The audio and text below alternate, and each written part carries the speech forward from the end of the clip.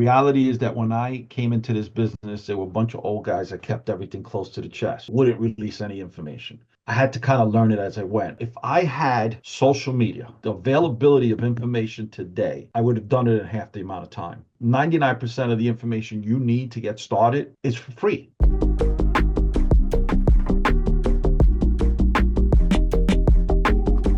Dan, thank you for joining me on our Thought Leader Spotlight series. I'm your host over here, Matt Camp, head of partnerships at DealMachine. And on these, we really like to shine an industry spotlight on yourself, bring in outside experts to hear their inspiring story and how they see the world evolving. So today, really excited to welcome on Dan Berrero. I know you have 30 plus years of real estate experience, have flipped over 3,000 properties, and then reinvested that into long-term rental holdings. So really appreciate you being able to kind of lay out some of the things you've learned along the way today. I know in 2025, you've mentioned your goal is to really give back and help people, help achieve that financial freedom as well. And I know I've really appreciated you having me on your weekly Zoom. You've got those Wednesday night Zoom calls that we can invite people to as well. So Dan, really appreciate you coming on, man. No, I mean, thank you for the invite. It's always a pleasure to share a screen with you. And I want to thank you for the night that you came on to my mentorship class because I do that absolutely for free. And you brought so much energy as well as value that my mentees are still talking about it today. Thank you. Amazing. Yeah, we love to be able to be a tool and be helpful in that front. And really, in general, it's awesome to hear how you are so focused on giving back, and that aligns well with us as well. So, um, Yes. Yes. yeah. So I'd love that if you could start. I mentioned a little bit about your real estate journey, but can you take us back? Tell us like, hey, how did you get started in real estate? That first deal you did, like kind of get any advice there for our audience that are trying to get to that first deal. I'd love to hear. So. So, it's kind of funny. When people ask me this question, it's hard to answer it because I feel like I've been blessed my whole life in the sense that I knew I wanted to be self-employed since I could remember, since I was a kid. I knew I wanted to work for myself. I just didn't know what that avenue was going to be, right? Or I should say, what that vehicle was going to be and what avenue I was going to drive that vehicle down. So I started my self-employment in 1985. I left the government job and everyone thought I was nuts to go open up a video store. Um, and I was in that location for over 22 years. But the store kept evolving. It went from like videos and video rentals and sales to beeper sales and rentals, and then it went to cell phones. But the entire time, I kept buying property um, within walking distance of that one location. So if it wasn't, the idea was if I couldn't walk to it, I didn't want it, so that I could effectively manage everything, right? Um, but then I wasn't able to scale because that was in New York City. It was in Fort Greene, Brooklyn. And although the prices back then were cheaper, everything was relative, right? We weren't making as much as we were making today. So, um, I realized that if I wanted to scale, I had to get out of my comfort zone. Mhm. And that's when we started buying in the state of Florida. And I took my skill sets that I had developed in New York on managing a team, and I figured it took me about a year and a half to 2 years to figure out how to modify those skill sets to manage a team from far, right? And my partner was my brother, so we were able to, develop those skill sets to develop that team from a distance, but without having the technology today. So it meant we would literally there every month. He would spend a week, I would spend a week. Um, but because of technology today, we don't have to do that. I can still manage all those properties from afar, not only in Florida, but also New Jersey. But because I've embraced technology, it's kind of funny. This thing here has changed my life. Um, I could sign contracts from this thing. I could send offers from this thing. Yeah. There's nothing this phone can't do for me, I could do walkthroughs with this phone. It's just unbelievable what technology has done. Love that. And I know, like we mentioned, you've got those calls where you really focus on education. You come on, these calls to be able to just give, in that way.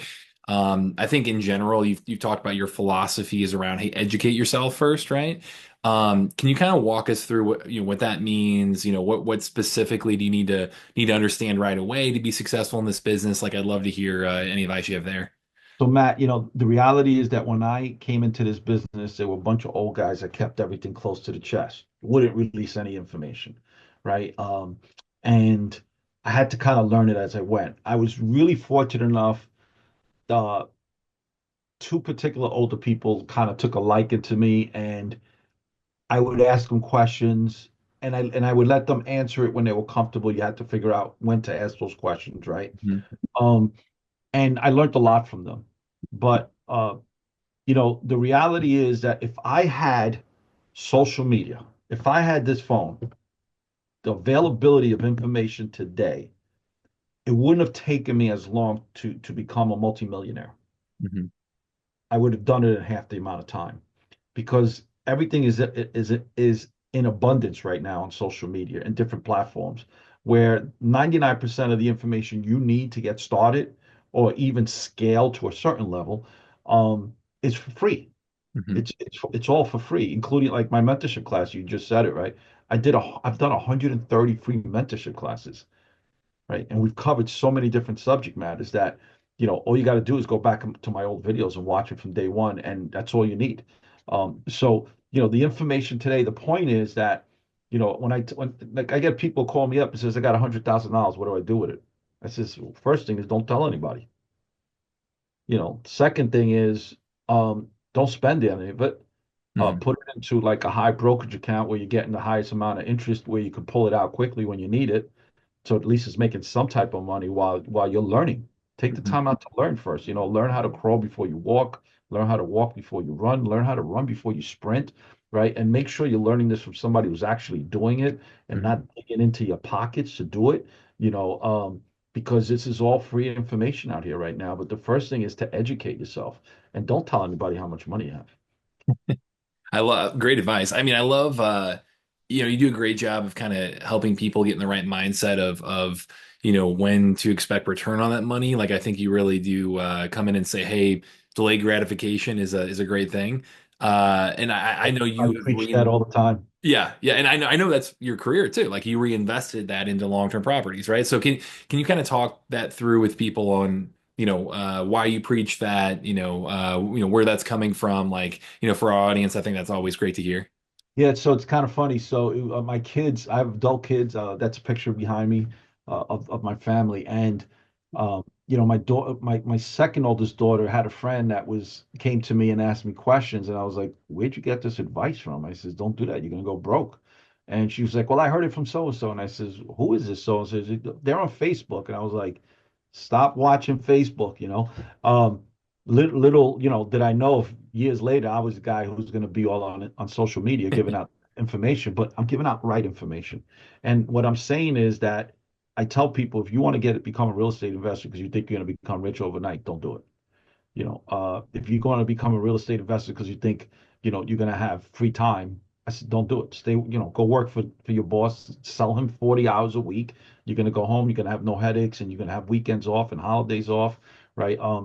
This is being a real estate investor is being like self-employed, and it's really tough. And entrepreneurship is not for everyone.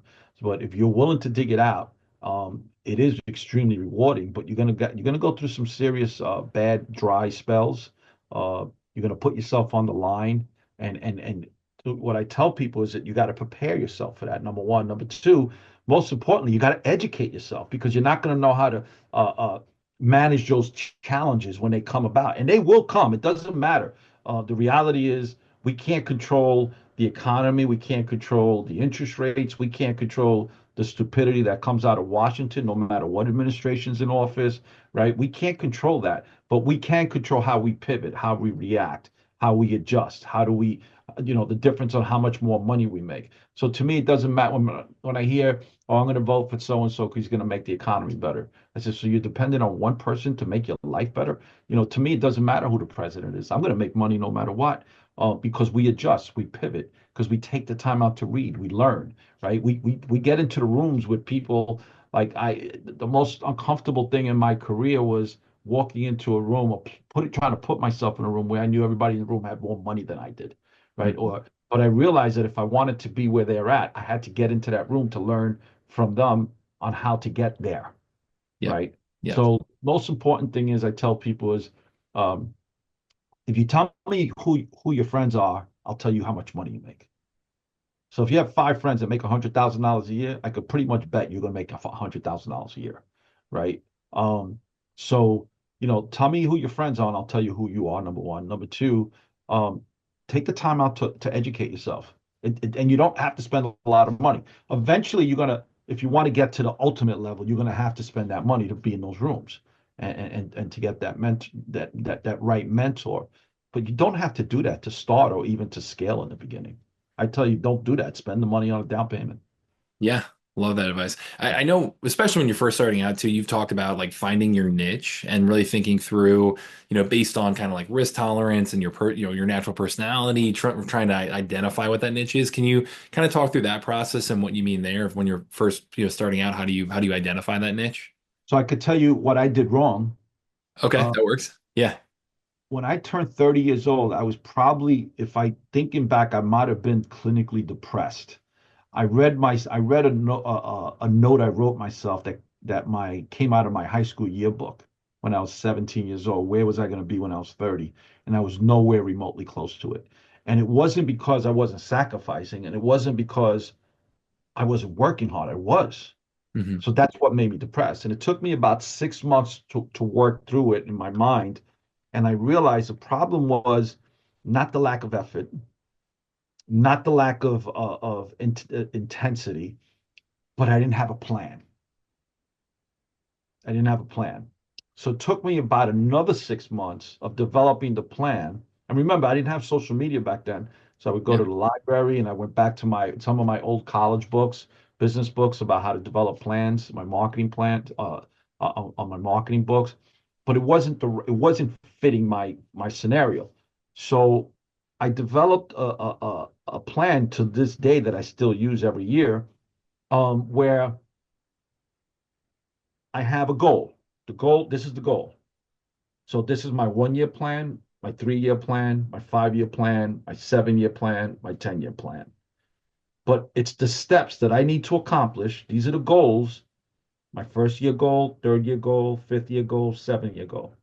I need to accomplish that. I look at it like it's going up the steps, right? And every one of those goals is the next landing that I need to get to so that I could achieve this final goal.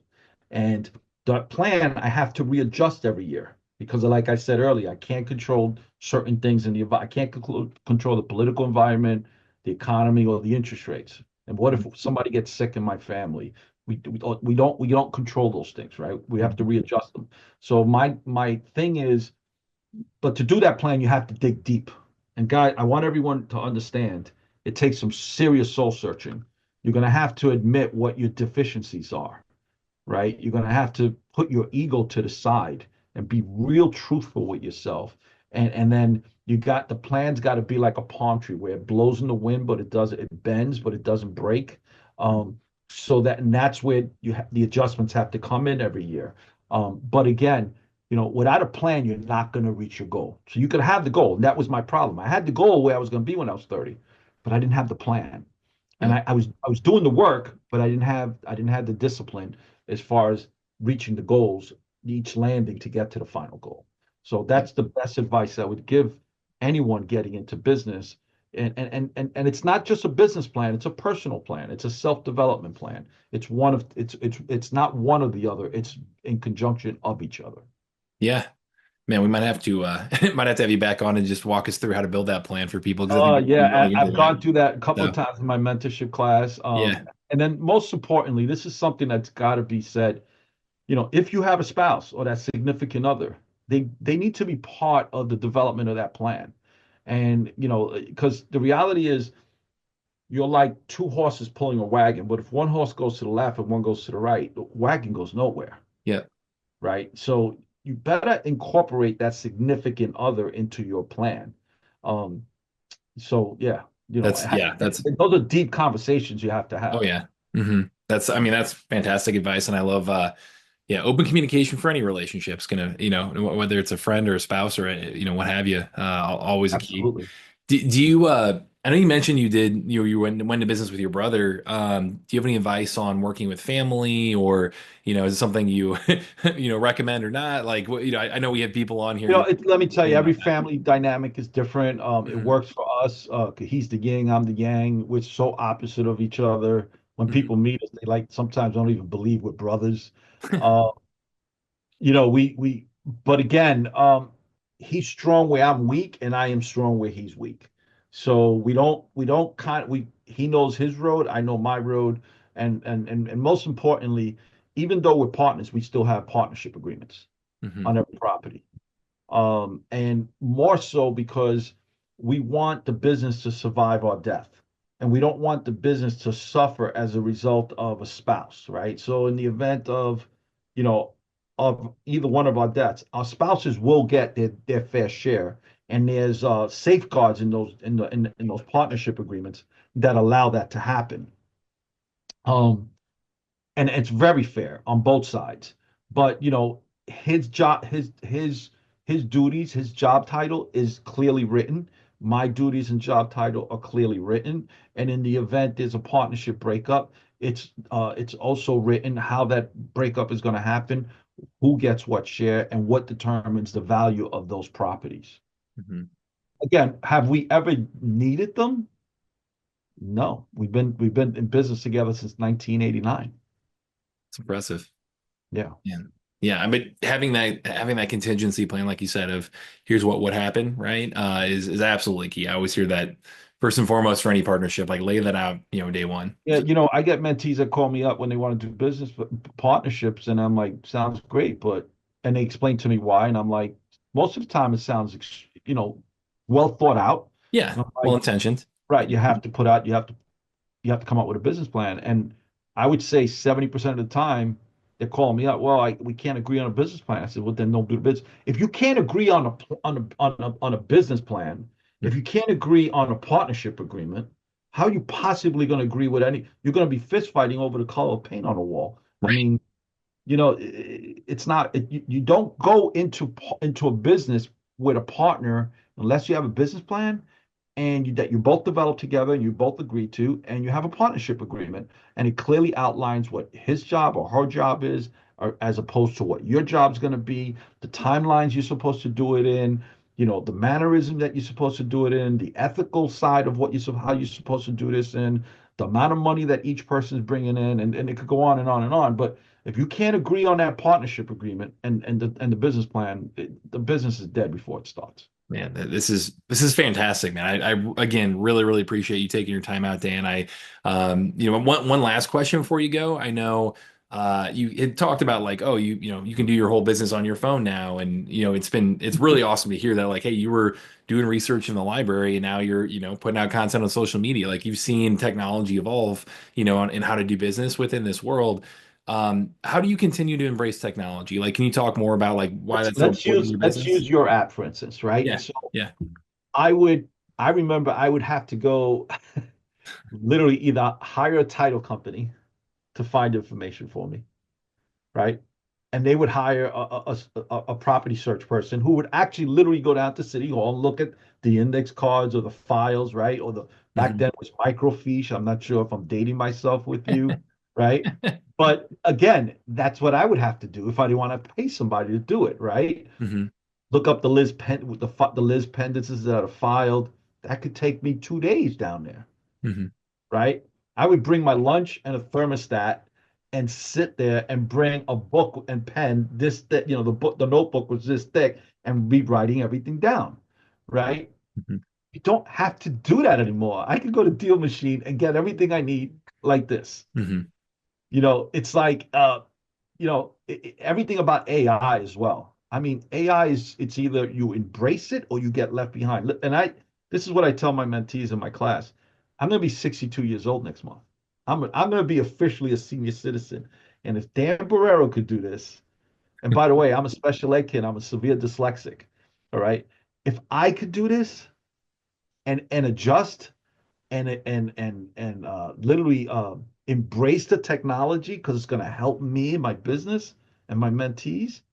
How could anyone have an excuse at this point? Hmm. You know, Man. It just technology is going to move things quicker, and you will be left behind.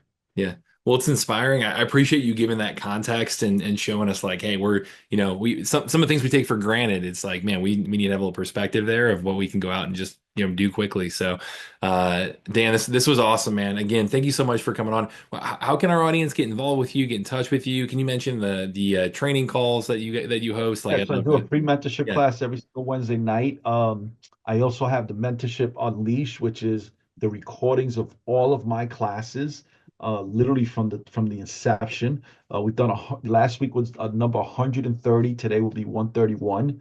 Um, it goes on for about an hour, hour and a half. Not only am I really excited about that, my mentees are actually out there becoming millionaires, actually doing the work. But I'm really excited is that I've realized and I was hoping, but I didn't know how that I was going to achieve that. Many times we don't know, we have an idea, but we don't know how we're going to get there. And during the process of trying to get there, we figure it out. And now I have the band app. There's a where the people on the mentorship unleash actually are all communicating with each other, and they're Nice. starting to partner up with each other, and they're sharing ideas and sharing resources together. It's creating a community that they're all helping each other. So let's say I Love that. chose to retire 5 years from now. It's this community is still going to thrive because of everybody collaborating with each other, and they're all meeting at the mentorship class that I do virtually. So that's probably what I'm most excited about is how many of my mentees are actually collaborating Yep. with each other and becoming partners. Like one person has the money, but the other person has the property, or one person could do the construction part, the other person could, manage everything else around it. Whatever it is, it's like it's an incredible. I was telling my wife last week, I find this to be my new currency. I'm getting excited watching them succeed. That's so cool. Well, we'll include if you can send me that info, we can include a link to make sure people have access to that if they want to jump in and join. And Yeah, yeah, just go to danielberrerojr.com. Everything is right there on my link tree. perfect, fantastic. So we'll include all that right there, Dan. But again, thank you so much for coming on. Really enjoyed the conversation. Appreciate your time.